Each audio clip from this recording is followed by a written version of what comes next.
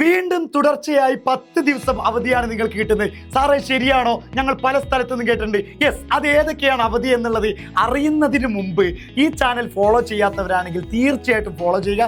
ഇനി ലീവ് ആഗ്രഹിച്ചു നിൽക്കുന്ന മാക്സിമം ഫ്രണ്ട്സിന് ഇതൊന്ന് ഷെയർ ചെയ്യുക. അതായത് സെപ്റ്റംബർ 27-ാം തീയതി ശനിയാഴ്ച, 28-ാം തീയതി ഞായറാഴ്ച ഓൾറെഡി അവധി. പിന്നെ 29-ാം തീയതി 30-ാം തീയതി ഒരു ക്ലാരിറ്റി എന്തെന്ന് വെച്ചാൽ 30-ാം തീയതിയാണ് നമ്മൾ കലണ്ടർ പ്രകാരം പുസ്തകം വെക്കേണ്ടത്. പക്ഷെ ഒരു വിഭാഗം ആളുകൾ പറയുന്നുണ്ട് 29-ാം തീയതി വൈകുന്നേരം തന്നെ പുസ്തകം വെക്കണം. കാരണം ഒരു പക്ഷേ 30-ാം തീയതി രാവിലെ അഷ്ടമി സമയമാണെങ്കിൽ 29-ാം തീയതി വൈകുന്നേരം തന്നെ പുസ്തകം വെക്കണം. അങ്ങനെയാണെങ്കിൽ 30-ാം തീയതി ലീവ്. പിന്നെ ഓൾറെഡി 1-ാം തീയതി ലീവ് വരുന്നുണ്ട്. 1-ാം തീയതി ലീവ് വരുന്നുണ്ട്. പിന്നെ അതുപോലെ തന്നെ 2-ാം തീയതി ഗാന്ധി ജയന്തിയാണ്, വിജയദശമിയാണ്. പിന്നെ 3-ാം തീയതി വർക്കിംഗ് ഡേ തന്നെയാണ്, വെള്ളിയാഴ്ചയാണ്.